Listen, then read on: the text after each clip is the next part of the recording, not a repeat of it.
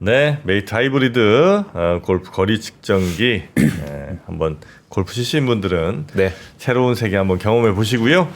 자, 오늘은 우리가 우리 야전 사령관님 이선엽 이사님과 함께 우리의 투자 지금쯤 어디에서 우리가 서 있고 네. 또 어느 쪽으로 가야 될지 한번 여쭤보는 시간 갖도록 하겠습니다. 오랜만에 모셨습니다. 이선엽 이사님 어서 오십시오. 예, 어서 오세요. 안녕하십니까. 네, 반갑습니다. 반갑습니다.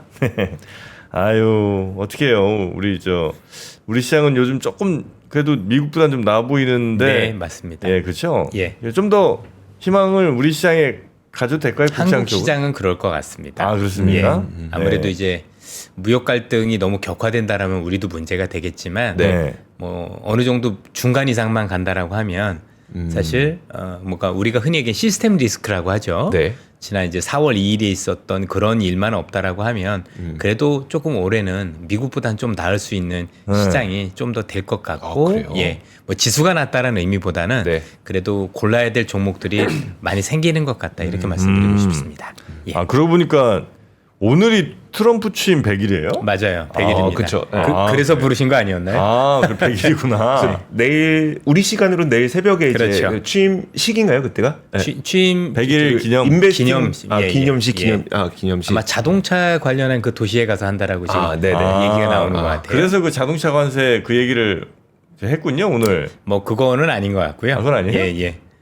나름대로 이제 전략적 후퇴가 좀 자주 일어나는 모습이라서. 예. 그러니까 그 전략적 후퇴가 계속 지금 4번, 5번째 지금 나오고 있는 예, 거잖아요. 예. 이게 트럼프가 충분히 예상을 했고 뭐이 정도까지는 양보해야지 이런 생각으로 오고 있는 거예요? 아니면 본인도 저질렀는데 도저히 수습이 안 되니까 자꾸 이렇게 본인 말 뒤집는 상황이에요? 후자가 맞습니다. 후자가 맞아요? 예. 이제 우리가 지금 방송을 보다 보면 저도 이제 댓글을 많이 보게 되는데 네. 많은 시청자분들께서 이런 얘기를 많이 해주십니다. 트럼프가 어떤 사람인데 정말 대단한 사람인데 저거 예상 예. 못했겠냐? 저거 예상 다 했고 계획된 거고 그다음에 정말 대단하다. 뭐 사실 일정 부분은 맞는 얘기죠. 트럼프란 분이 뭐 대단한 정도가 아니라 정말 무서운 분이죠. 네. 그런데 이번 같은 경우는 조금 달랐던 것 같습니다. 우선 우리가 뭐부터 봐야 되냐면 일기 때하고 뭐가 다른가 조금 고민을 많이 해보셔야 돼요. 네. 시청자분들께서는 아마 투자를 최근에 하신 분도 있을 거고 아니면 트럼프 일기 때 하셨던 분도 있을 텐데요. 네. 트럼프 일기 때와 지금 현재 트럼프와 조금 다른 걸 몇 가지를 말씀드리면 네. 첫 번째는 트럼프가 무소불위의 권력을 가졌다가 첫 번째입니다. 자, 일기 때는 어떤 일이 있었냐면 트럼프라는 사람이 굉장히 뭐 충동적이고 네. 그렇죠? 뭔가 충격과 공포 요법을 쓰기 위해서 네네네. 많은 일들을 저지르는데 네. 이런 것들이 일기 때는 많이 제어가 됐었어요. 왜냐면 이제 내각들이 굉장히 제어를 많이 해주는 거죠. 예를 들면 재무장관에 뭐 문우신 장관이 있다던가 아니면 국방장관에 매티스 장관이 있다던가 네. 이런 식으로 해서 뭔가 트럼프가 어떤 일을 하려고 하면 그거에 대해서 안 됩니다. 상당 부분 이제 반대를 했고 네. 또 의회도 많이 반대를 했고 네. 그래서 나름 정제가 됐었습니다. 그럼에도 불구하고 그 초기 2년 동안 시장이 굉장히 많이 피곤해했고 그 많은 피곤함으로 인해서 궁극적으로 중간 선거에서 패배하고 네. 그러면서 이제 하반기에는 성장 동력을 잃는 그런 모습이 우리가 알고 있었던 트럼프입니다. 대표적인 사례 하나가 뭐냐면 여러분들 아마 그때 흑인 폭동이 있었던 것 같아요. 우리가 알고 있었던 네네네. 흑인 폭동 때 계엄령을 선포하고 군대를 동원해야 된다라고 엄청나게 얘기를 했다가 실제 이게 국방장관을 비롯해서 많은 분들의 반대로 무산된 게 있었습니다. 네. 요거 공식 기사로 떠 있으니까 여러분들 찾아보시면 뭐 그 당시에 하면 나오거든요. 그래서 아마도 우리나라보다 훨씬 더 먼저 계엄령을 선포할 수 있는 대통령이 됐을 수도 있는 하려고 했었어요, 실제로. 네. 그리고 본인이 뭐 그 뒤에 나와서도 나는 진짜 하고 싶었는데 네. 얘들 때문에 못했다고 굉장히 분개했던 장면들이 지속적으로 나오는 모습들이 많이 보입니다. 네. 반면에 지금 같은 경우는 그때에 대비해서 이걸 막을 뿐이 없는 거죠. 그래서 트럼프가 뭔가 충격과 공포를 정책을 쓸 때 사실 그걸 막기보다는 거기에 대해서 일단은 뒷수습을 하는 게 현재 내각의 모습이다 이렇게 보시면 될 것 같고요. 네. 어제 나왔던 동아일보라든가 중앙일보 이렇게 보시면 글로벌 석학들 아마 인시아드 대학 교수님인가 그런 분들이 쓰신 걸 이렇게 보실 수가 있는데 네. 트럼프에 대해서 굉장히 우려 섞인 얘기들 많이 합니다. 트럼프 내각이 너무나도 무능하고 네. 그다음에 자기들끼리도 의견 충돌이 너무 작고 실제 여러분도 알고 계시는 우리가 알고 있는 지금 뭐 도지를 했었던 일론 머스크하고 뭐 피터 나바로하고 싸운다던가 네네네. 베센트 장관하고 피터 나바로하고 또 많이 싸운다던가 좀 본인들끼리도 의견 수습이 안 되는 네. 그게 현재 트럼프 정부의 모습이다. 이렇게 보셔도 될 것 같고요. 네. 그래서 첫 번째는 트럼프가 일기 때보다도 보다 더 충동적이다. 그리고 이걸 막을 사람이 없다가 첫 번째입니다. 그리고 요거 한번 보시죠. 트럼프가 이걸 했었을 때 여러분들 정책 한번 쓰면 제가 한번 정책을 한번 보여드리도록 할게요. 요거 한번 보시겠습니까? 이번에 트럼프가 정책을 쓸 때 IEAPA라 그래서 국제경제 비상권한법이라는 걸 썼죠. 네. 이거 왜냐하면 의회를 배제하려고 한 겁니다. 아마 트럼프 지금 100일 되면서 의회가 뭘 했다 들어보신 적이 없죠? 그렇죠? 없죠. 예. 네. 뭐 왜냐면 관세는요. 많은 분들이 지금 트럼프가 관세를 부과하니까 그 트럼프의 권한인 줄 알지만 대통령 원래 관세 권한이 없어요. 모든 세금과 관련된 권한은 의회가 갖는 네. 겁니다. 네. 그런데 트럼프가 권한을 갖게 된 건 이 국제경제비상권한법. 이게 무슨 법이냐? 그냥 경제계엄령이라고 생각하시면 됩니다. 보통 전시에 부과되는 법이고 의회 승인 없이 관세를 즉각 부과할 수 있는 권한이 IEAPA다. 그래서 일단 트럼프 권력 자체만 일기 때만 놓고 보면 의회를 배제하고 그렇죠?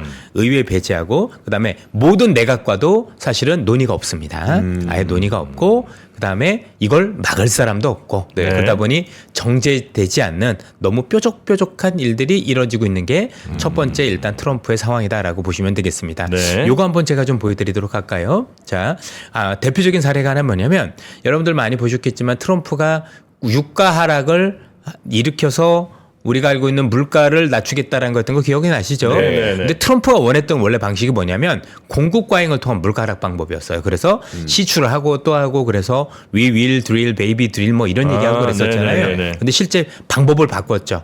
그래서 어떤 방법을 바꿨냐면 이번에는 공급 과잉을 통한 물가 하락이 아니라 수요 둔화. 이번에 보셨겠지만 경기 둔화 우려를 굉장히 크게 만들었고 네. 아마 오늘 아침으로 국제 유가가 60달러 초반까지 떨어진 것 같습니다. 그래요? 예. 와. 목표는 같지만 방법이 달라졌다라는 거. 네. 중요한 건 뭐냐면 트럼프가 지난 4년간 네. 아젠다 47이라는 걸 통해서 또 여러분들 많은 분들을 통해서 굉장히 촘촘하게 제가 볼 때는 계획을 잘 짰더라고요. 그래서 네. 제가 이 아젠다 47이라는 걸 보고 너무 잘 짰다. 정말 될 것 같다라는 생각을 했는데 들어오시자마자 그대로 안 하고 계십니다. 그게 문제인 거예요. 네. 그렇죠. 그리고 그 뒷수습도 굉장히 안 할 정도로 굉장히 문제가 되고 있는 부분들이 많이 일어나죠. 그럼 두 번째는 이것도 꼭 봐야 되는 게 트럼프가 이전하고 뭐가 다르냐. 일단 요거 한번 보실래요? 자, 트럼프 SNS 정치하는 거 알고 계시죠? 네. SNS 정치를 통해서 내각도 모르게 SNS를 합니다. 그러니까 모든 정책이 내각 회의를 통해서 결정이 되는 게 아니고 뒤에 보실래요? 요게 여러분들 알고 계시는 USTR 미국 무역대표부 대표입니다. 이분이 관세 유예했던 날 이분이 제일 먼저 알아야 되잖아요. 네. 몰랐던 거예요. 그죠? 그러니까 이거 청문회 하고 있는데 메신저가 날라온 거죠. SNS 네. 트루스 쇼설이라는 게 날라와서 네. 본인도 이때 보고한 거예요. 그랬더니 이제 의회에서 당신이 책임자 맞냐? 이게 말이 되냐? 이게 러트닉도 마찬가지죠. 이분도 관세 연기는 없다라고 하는데 바로 연기가 나왔잖아요. 네, 그래서 모든 것들이 이 내각이 결정하는 게 아니라 사실 내각은 꼭두각시 역할에 불과하고 의견도 못 내는 그런 역할을 하는 게 문제가 되고 있다고 보시면 될 것 같습니다. 예. 요거 한번 보실래요? 그럼 여러분들 많은 거예요. 도대체 트럼프는 어떤 계획을 했었는지. 그렇죠? 트럼프가 위대하다면 그 계획을 잘 지켰으면 전 되게 좋았을 것 같아요. 네. 그렇죠? 그러면 여러분들 보시면 자, 이 문구 보시겠습니까? 스콧 베센트 재무장관이 보편 관세는 몇 %부터 시작해야 된다고 얘기를 하시나요? 2.5%부터 했으면 좋겠다. 그렇죠? 물론 트럼프는 조금 더 높았으면 좋겠다. 아마 대략 3에서 4% 정도 보편 관세를 얘기하셨던 것 같습니다. 네. 그리고 반드시 관세 제한에 대해서 물가에 미치는 영향을 고려해서 점진적으로 도입돼야 된다. 그렇죠? 급격하게 하면 안 된다라고 얘기를 했었고요. 한 분이 더 있으십니다, 여러분들. USTR 옛날에 수장이셨던 로버트 라이트 하이저라고 아십니까? 네, 네. 이분께서도 관세 하려면 점진적으로 올려야지 이거 급격하게 하면 미국이 더 불리하다라는 걸 책에서 썼습니다. 네. 자, 원래 계획은 트럼프의 계획은 뭐였었을까요?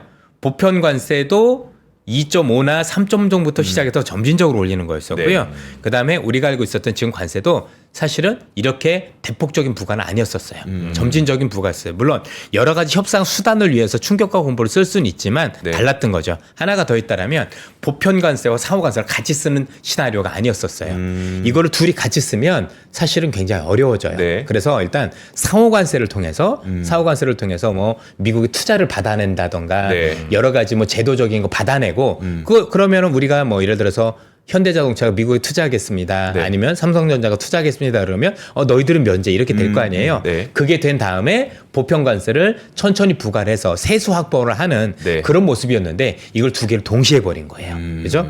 동시에 했고 중요한 건 뭐냐면 그 숫자가 너무 컸어요. 네. 그러니까 시장에서 아무리 트럼프를 하더라도 충격과 공포를 하더라도 그게 지킬 수 있는 선이 있는데 그거를 2배 이상을 넘어서 버렸어요. 네. 그러다 보니까 어떤 일들까지 벌어지느냐? 요거 한번 보시기 바랍니다. 이게 최근에 부과된 관세율인데요. 여러분들 뭐 1929년대 때 있었던 스무트 홀리법이라는 것보다도 훨씬 더 높은 수준의 관세가 부과된 거예요. 근데 트럼프가 여기서 여러분들이 계산을 많이 했을 거라고 생각하지만 여러분들 잘 아셔야 되는 게 트럼프는 부동산 업자셨어요. 네. 부동산 업자셨지 금융시장의 전문가가 아니세요. 네. 다르거든요. 그죠? 그래서 생각하는 부분들이 뭔가 교묘하게 뭔가 짰다라면 그죠? 시나리오를 했다라면 그분 생각대로 됐을 수 있지만 사실은 여러분 알고 계시는 이 관세 부과가 불과 발표되기 3시간 전에 급조된 게 문제예요. 그렇죠? 아. 3시간 전에 급조됐다는 그에 따른 경제적 영향 네. 아니면 우리가 알고 있는 여러 가지 부작용에 대해서 생각했을 가능성이 낮고 혹시 했다고 하더라도 그 정도는 아니었겠죠. 네. 또 일부 거기서 또 훌륭한 내각들이 있을 텐데 내각들이 대통령께서 이렇게 하시면 이런 부작용이 있을 거니 요건 좀 중단하셔야 됩니다 해야 되는데 그런 과정이 아예 없었었어요. 그러니까 문제들이 많이 되고 있다고 보시면 되겠습니다. 보시죠. 상호관세 발표 3시간 전까지도 최종을 확정하지 못한 거예요. 그렇죠? 웃긴 거죠. 네. 불과 1월 달부터 해서 4월 2일까지 석 달이나 시간을 줬는데도 네. 그거 안 하고 그냥 3시간 전에 한 거예요. 그래서 주먹구구식이라고 했고요. 자, 보시죠. 1기 때는 경제팀에서 치열한 논의가 있었어요. 네. 우리가 원하는 게 이거죠. 여러분들이 생각하는 게 맞아. 트럼프 내각은 되게 훌륭하고 똑똑하고 대단해. 맞는데 그러려면 논의가 있어야 되는데 이번에는 없었어요? 논의가 아예 없었어요. 그죠? 대통령이 하자니까 알았어. 그러니까 여러분들 이렇게 생각하시면 돼요. 어떤 회사가 있는데 네. 사장님이 너무 강하세요. 그럼 거기 있는 임원분들은 실제 역량도 뛰어나고 대단하지만 말 한마디 할 수 있을까요? 없죠. 시키면 알겠습니다라고 하는 거죠. 네. 그런 결과 보셨죠? 지금 이 상황이라고 보시면 되겠습니다. 당연히 뭔가 알 텐데 네. 못한 거죠. 그렇죠? 엄청나게 이런 일들이 있었다라고 보시면 되고요. 그래서 우리가 알고 있는 펭귄에다가도 펭귄이 있는 나라에 맞아요. 그죠? 오리진 있는 이런 것들을 먹이는 네. 이거는요. 그냥 실수예요. 오판이고 엄청난 오판이 된 거예요. 그렇죠? 그렇게 보시면 됩니다. 어느 정도 오판이냐? 요거 한번 보시겠습니다. 이게 경제 불확실성 지수인데 2008년 금융위기 때보다 높아요. 말이 되냐는 얘기죠. 그렇죠?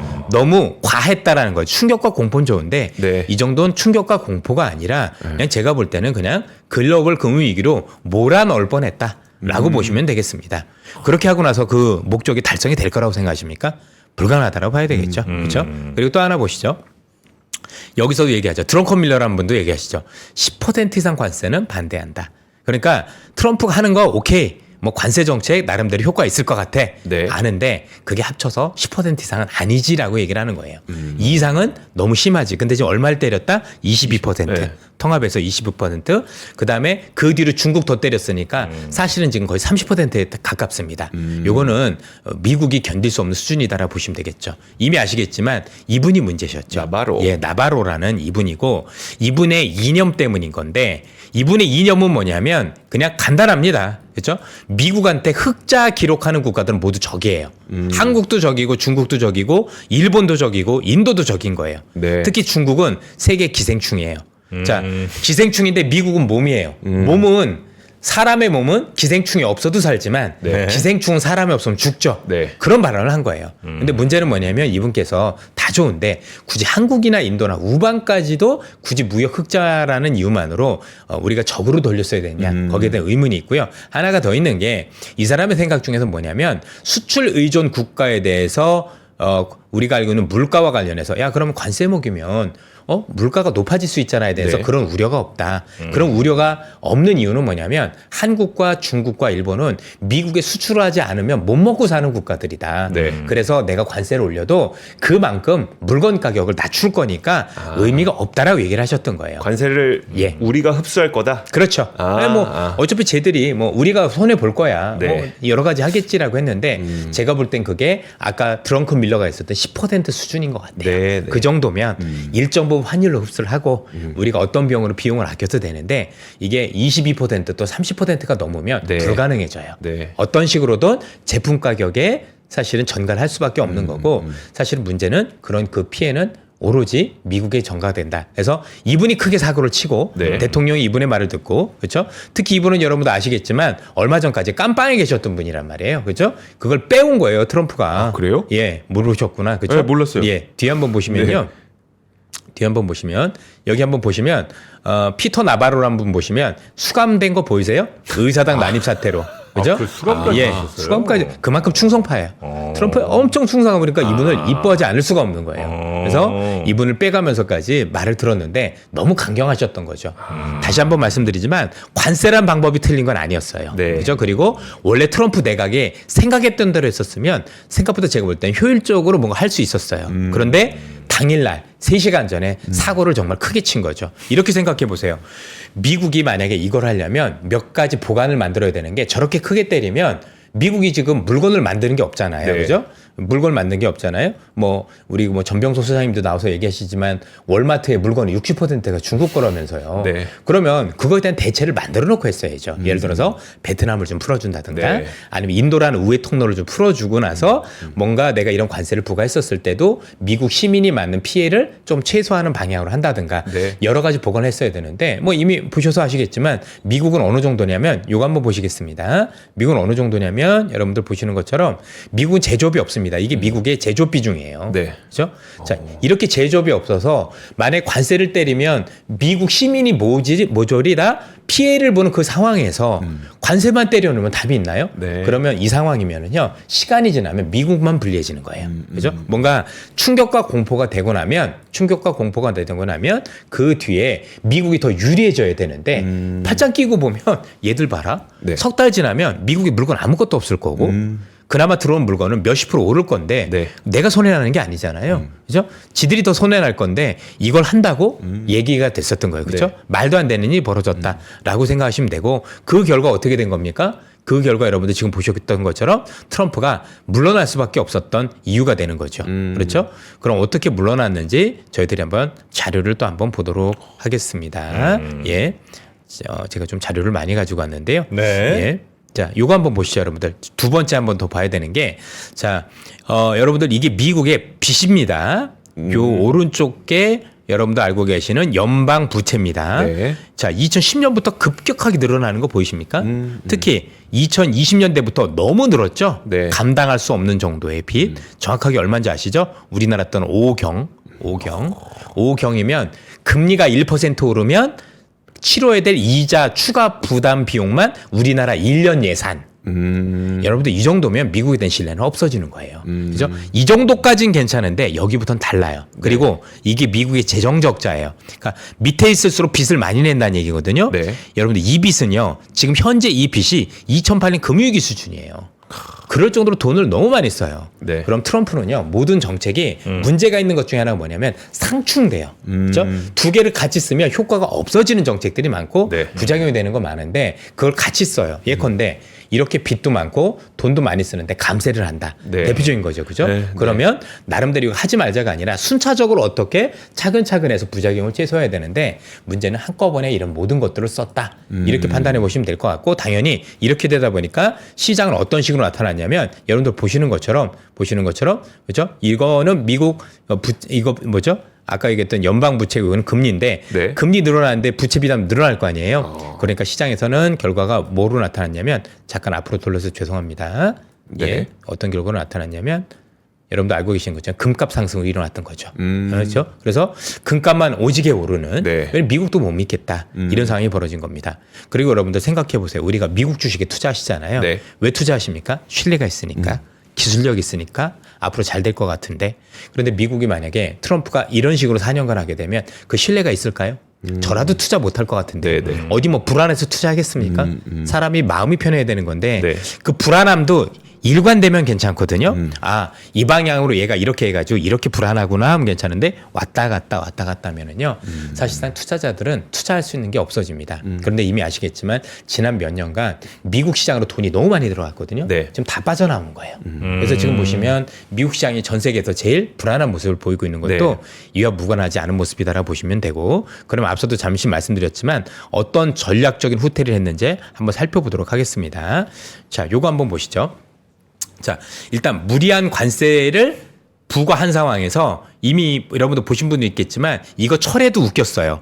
피터 나바로라는 애가 있으면 안 될 것 같으니까 베센트 자무장관하고 러트닉 상무장관이 네. 피터 나바로가 자리를 비운 사이에 그렇죠? 잠시 자리를 비운 사이에 설득했대요. 여러분들 잘 보세요. 지금 트럼프 행정부가 하고 있는 건 거의 소꿉장난 수준이에요. 이거는 일개 국가가 했다라고 얘기하기엔 어려운 정책이에요.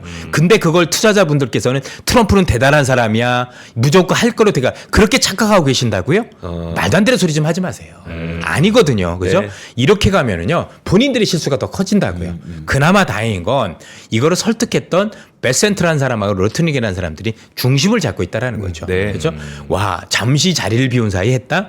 무슨 코미디입니까?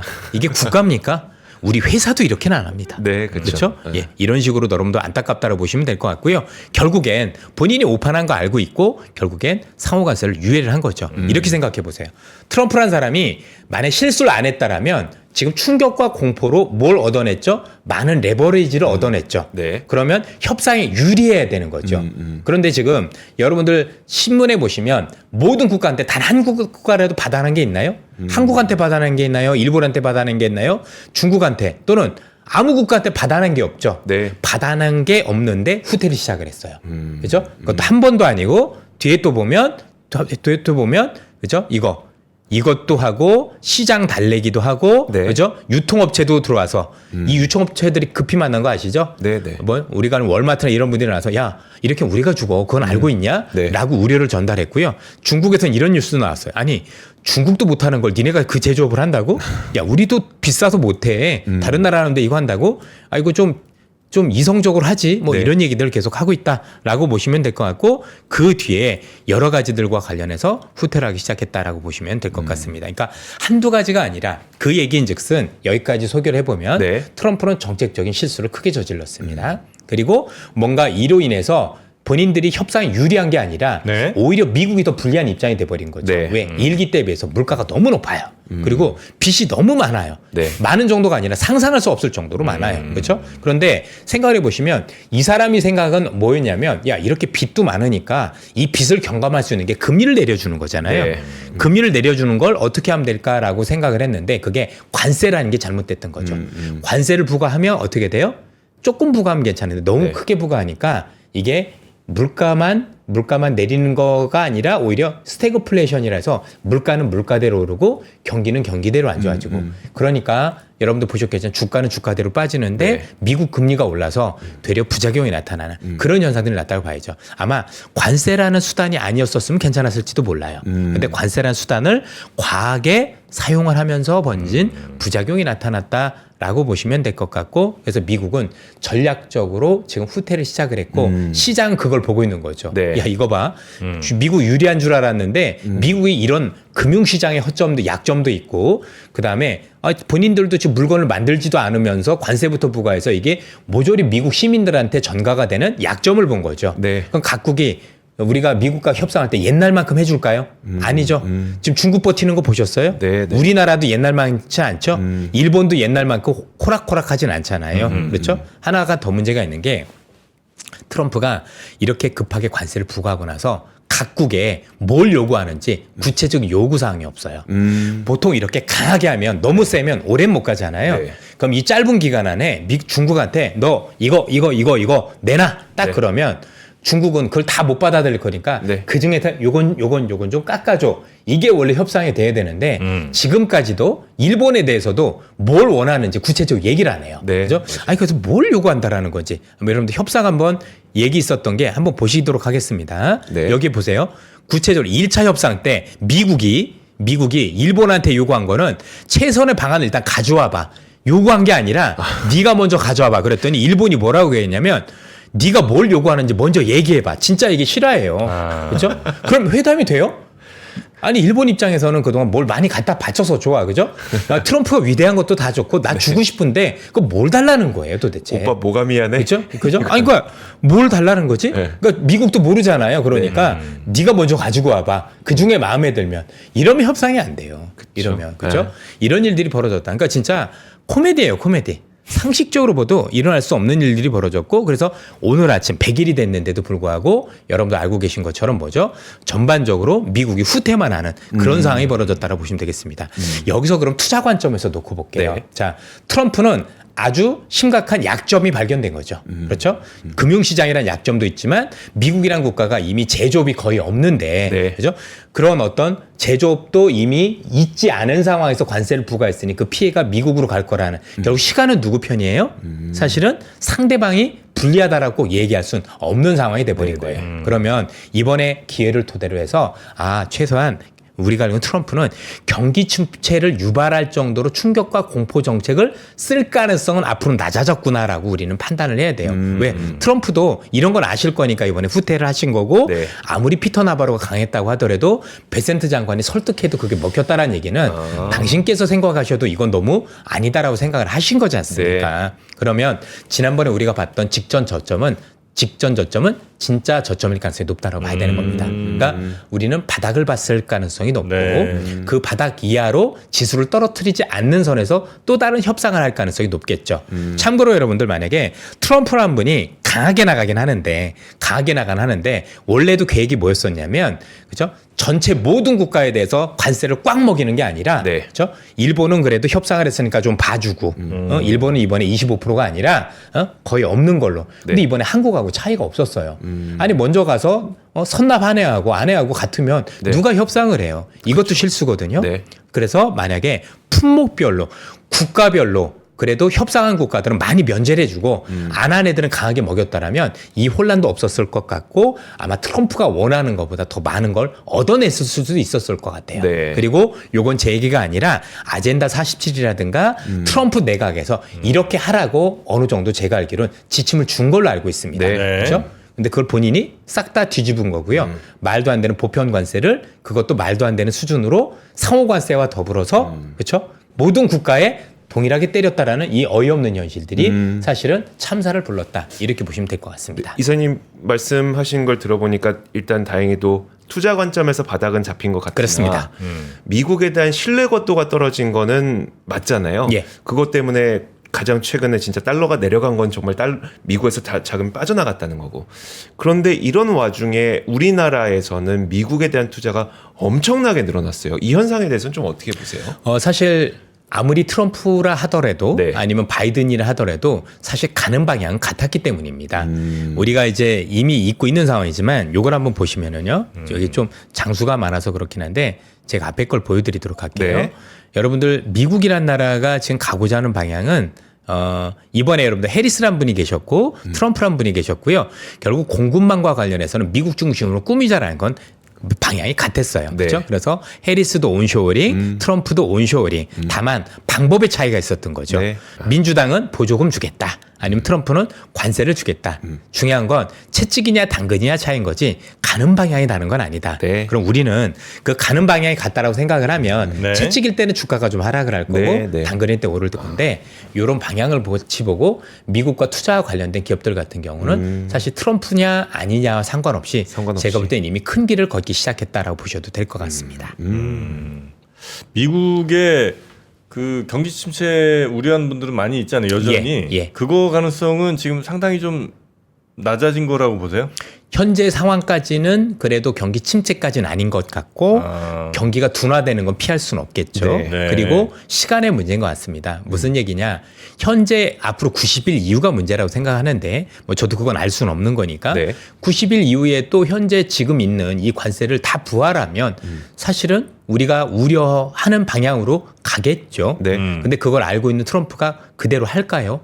그렇지 않을 거라고 저는 보는 거죠. 네. 왜냐하면 그렇게까지 하면 본인이 중간 선거에서 이길 가능성도 없고 또 식물 대통령이 될 건데 뻔히 아는 상황에서 지금 지지율 급락하고 있잖아요. 그렇죠? 네.